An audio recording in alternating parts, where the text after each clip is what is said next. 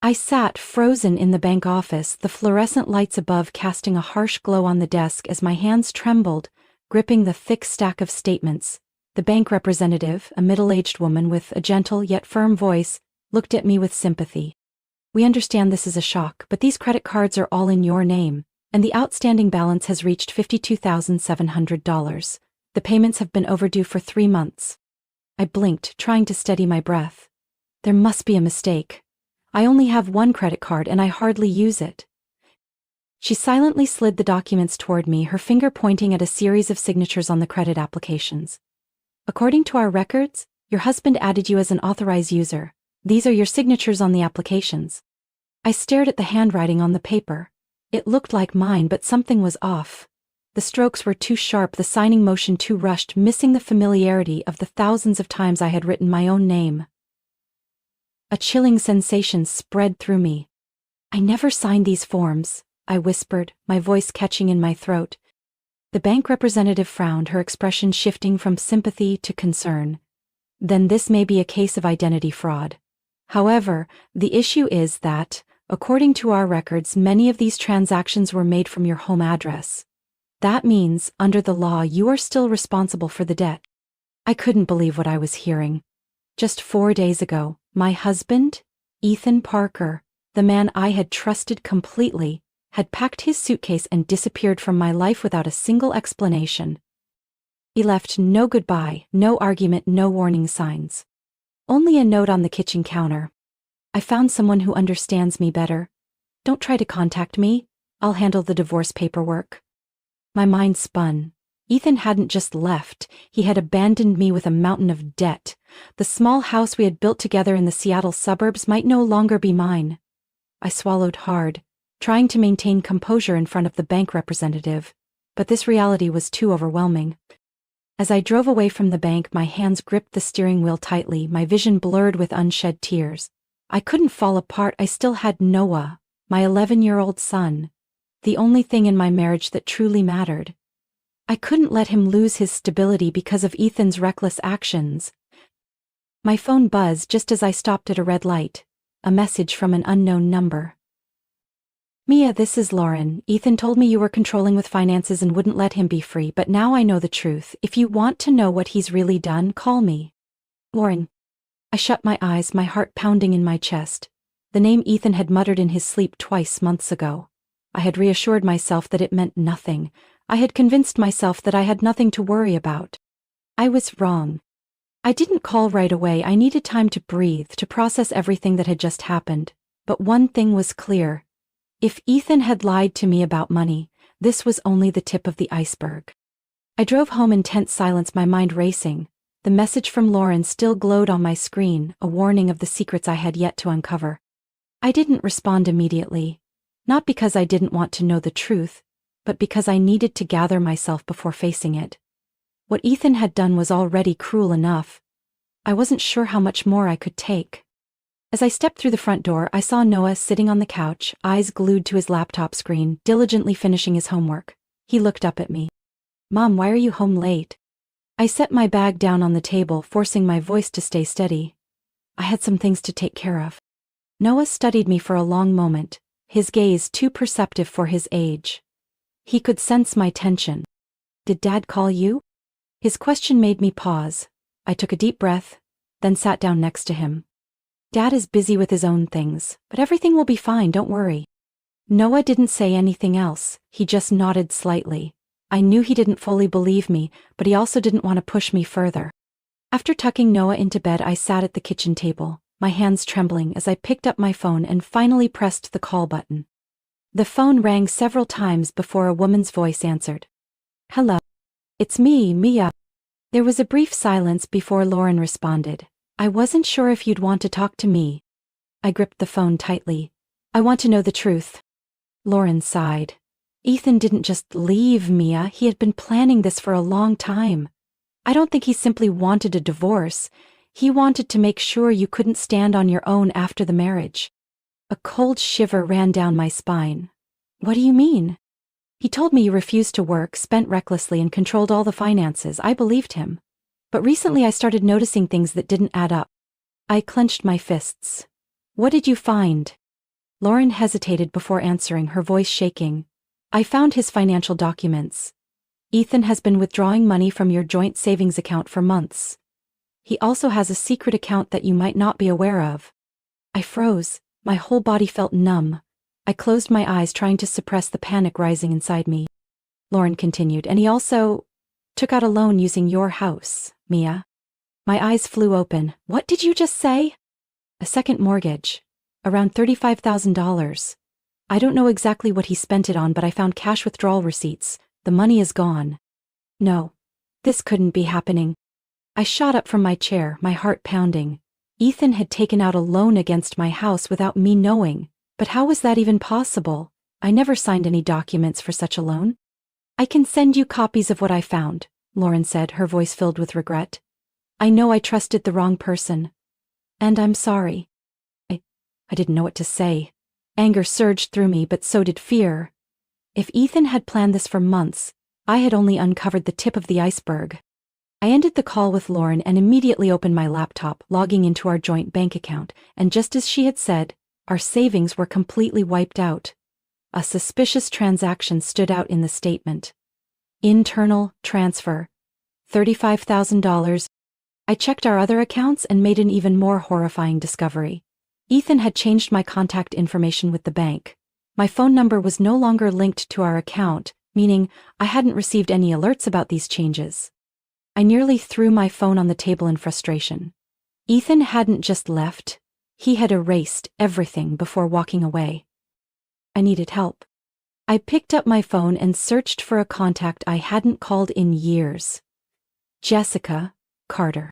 Jessica had been my best friend in college, but after I married Ethan, she gradually disappeared from my life, not because she wanted to, but because Ethan made sure I stayed away from anyone he didn't approve of. I hesitated for a moment, then pressed the call button. Hello? I took a deep breath. Jess, it's me, Mia. A brief silence, then Jessica's voice, filled with surprise. Mia? What's going on? Are you okay? I felt tears sting my eyes. No. I'm not okay at all. I didn't need to explain much. Jessica immediately understood that I was in serious trouble. Where are you? I'm coming over. I glanced out the window, the darkness swallowing the quiet neighborhood. Ethan had cut me off from everyone, but now, I was slowly reclaiming those connections. This time, I wouldn't let anyone manipulate me again. I woke up in the middle of the night, a heavy weight pressing on my chest as if a boulder was crushing me. Since discovering what Ethan had done, I hadn't had a single restful night. My phone screen lit up, a new email from Ethan. We both know you can't handle this debt alone. I'm willing to leave the house to you, as long as you take full responsibility for the loans and credit cards. Think carefully. This is your only chance at a fresh start without legal disputes. I'll have my lawyer send over the paperwork soon. I clenched my phone, fury burning through me like fire. A fresh start? Did he really think I would accept all the debt so he could walk away without consequences and start his new life? I immediately forwarded the email to Jessica, who had helped me connect with a family lawyer, Michael Carter, her husband. Less than 10 minutes later, Michael called me. This is a classic coercion tactic, he said, his voice deep and firm. Ethan knows you're desperate and wants to pressure you into accepting an unfair deal. Don't respond, we'll gather evidence against him. I took a deep breath, feeling grateful that at least I wasn't alone anymore. The next morning, I went to the bank to check the status of my home mortgage. When the bank employee pulled up my file, I noticed hesitation in her eyes. I'm sorry, Mr. Parker, she said hesitantly. Your account has been marked as delinquent for the secondary mortgage loan. If the payment isn't made within 30 days, the property may be foreclosed. I froze. But I had no knowledge of this loan. I never signed any paperwork. She flipped through the file and pointed to a document with my signature. But that wasn't my signature. My hands turned cold. Ethan had forged my signature to take out a loan using my house. And now, that loan was pushing me to the brink of losing everything. As I left the bank, my phone vibrated. A text from an unknown number. Stop now, Mia. If you don't, you won't just lose your house, you'll lose everything. I stood frozen. Ethan. He knew I was investigating and had started threatening me. I immediately called Michael. Ethan just sent me a threatening text. He's trying to scare me into stopping the investigation. Michael was silent for a moment before saying, "Good. That means you're hitting his weak spot. We'll use Ethan's desperation and panic against him." Michael helped me connect with a handwriting expert. After a few days of analysis, the conclusion was clear. The signature on the mortgage loan was forged. That meant the loan could be canceled, and Ethan could be held legally responsible. We also discovered a critical mistake on Ethan's part. When reviewing the bank's security footage from the day the mortgage agreement was signed, there was no record of me being there. This meant someone had impersonated me to complete the transaction. Michael filed a lawsuit against Ethan for financial document forgery, while also petitioning the bank to freeze the mortgage account to prevent foreclosure. Meanwhile, Noah had been quietly doing something that moved me beyond words. My son didn't want me to face all of this alone. He had spoken to his teacher, Ms. Harper, about our situation, and within a week I realized I wasn't as alone as I had once believed. Neighbors began stopping by, bringing homemade meals and offering to watch Noah while I handled legal matters. Former colleagues from the dental clinic sent emails offering me a full-time job and promising to help me find new opportunities if needed. Even a group of parents from Noah's school pooled together a small donation to help cover my legal expenses. I couldn't believe it. Throughout my marriage, Ethan had convinced me that I had no one but him, that I wasn't capable of standing on my own. But now, I saw the truth. That had never been real. I had a community, a network of people who were ready to help me get back on my feet. And I wasn't going to let Ethan destroy me ever again. When Ethan learned I had uncovered proof of the forged signature, he sent another email. "Mia, you're making this a bigger issue than it needs to be. If you drop the lawsuit, I may consider providing financial support for you and Noah. If not, you won't get a single cent." I scoffed. Did Ethan really think he could still manipulate me? I didn't reply. I simply forwarded the email to my lawyer. 3 days later, the police contacted me to confirm details about the case. They had opened a formal investigation. I knew then that Ethan wouldn't get away with this so easily, and this time, I was the one in control. My phone rang early in the morning as I stood in the kitchen preparing breakfast for Noah. I glanced at the screen and my heart pounded. "Ethan." I set the butter knife down, took a deep breath, and answered. "What do you want?" I asked, my voice emotionless. There was a brief silence before his voice came through, more frantic than I had ever heard before. "Mia, I need your help." I smirked, having predicted this exact moment. "Help you? After everything you've done?" Ethan swallowed hard. "The bank has frozen my accounts. They're investigating the fraudulent mortgage, and if they determine I'm guilty, I could—" He hesitated, his voice dropping as if afraid to acknowledge the consequences. "I could lose everything." I crossed my arms, leaning against the kitchen counter. "And you think I'm going to help you get out of this?" "Mia, you know I didn't mean for this to happen. I was under financial pressure and—" I cut him off. "Didn't mean for this to happen? You planned every step, forged my signature, drained our joint account without a word. You even tried to force me to take on all the debt so you could walk away without any responsibility." Ethan fell silent, perhaps for the first time realizing that I was no longer the woman he could manipulate. I let the silence stretch for a few seconds before I spoke calmly. "You should meet me tonight, 7 o'clock. Ethan hesitated. "What is this about?" I smiled, a smile he couldn't see through the phone but could certainly feel. "Just a conversation. I think it's time you saw everything clearly." He wavered, but in the end he agreed. That evening I sat on the couch, watching the clock. 6:55 p.m. Noah sat beside me, his face filled with anticipation. "Mom, are you sure Dad is coming?" I nodded. He has no other choice. The front door opened and Jessica walked in, followed by Michael, my lawyer. Miss Harper, Noah's teacher, arrived carrying a folder of documents. My neighbors, Mr. and Mrs. Johnson, who had been supporting me throughout this ordeal, took their seats. Not long after, the doorbell rang. I got up to answer it. Ethan stood there, his eyes scanning me before darting inside. When he saw the number of people gathered in the living room, his face paled. I tilted my head and gestured for him to come in. "Come in, Ethan." He stepped inside cautiously. As the door shut behind him, I noticed his clenched fists, as if trying to keep his emotions in check. "What is this?" he asked, glancing around the room. Noah stepped forward, holding a sheet of paper he had drawn and extending it toward Ethan. "Do you know what this is, Dad?" Ethan looked down. It was a connection diagram, with my name and Noah's at the center, surrounded by lines connecting to the people in the room: his teacher, our neighbors, my lawyer, my friends. A support system Ethan had never anticipated. Noah spoke with unwavering confidence. "You tried to make Mom believe she had no one, but you were wrong." Ethan swallowed hard, his eyes still fixed on the paper. I stepped beside my son, my voice steady but firm. "I believed you when you said I couldn't survive on my own. I believed that I needed you. But now, I know the truth. I have a network of people who care about me and my son. And you're just the past." Michael stepped forward, placing a folder of legal documents on the table.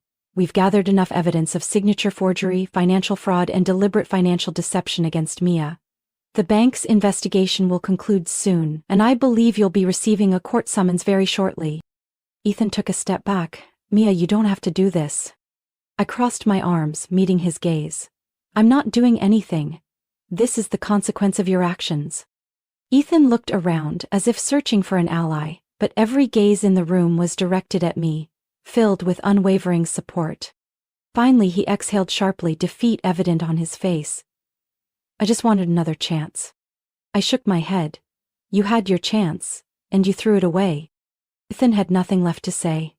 He turned and walked toward the door. As he stepped across the threshold, I knew this was the last time I would ever let him have power over my life. After Ethan left, I turned to the people around me. Jessica hugged me, Michael nodded in approval, and Noah squeezed my hand tightly. Miss Harper placed a reassuring hand on my shoulder. "Mia, you did something that so many in your situation are too afraid to do. You took your life back." I looked down at Noah and saw the pride shining in his eyes. "We're going to be okay, sweetheart," I whispered. Noah smiled. "I know, Mom." And I knew it too. We were no longer alone. We had a community, a strong support system, and most importantly, we had each other. I once thought Ethan was my whole world, but now I understood that my world was so much bigger. A world where I was free, loved, and no longer afraid. My journey wasn't over, but at least now I knew I was the one in control. Mia's story is more than just a personal tale of financial betrayal. It's a powerful testament to the strength of resilience and community. In reality, many people find themselves in similar situations, manipulated, isolated, and left to bear unfair burdens. But as Mia has shown, no one is truly alone if they reach out to those willing to help. Friendship, support, and determination can help someone stand up, reclaim their life, and start again, stronger than ever. What do you think of Mia's story? Have you ever faced a similar situation, or do you have thoughts on how she handled it? Share your opinions in the comments. Don't forget to follow the channel for more inspiring and meaningful stories about family life.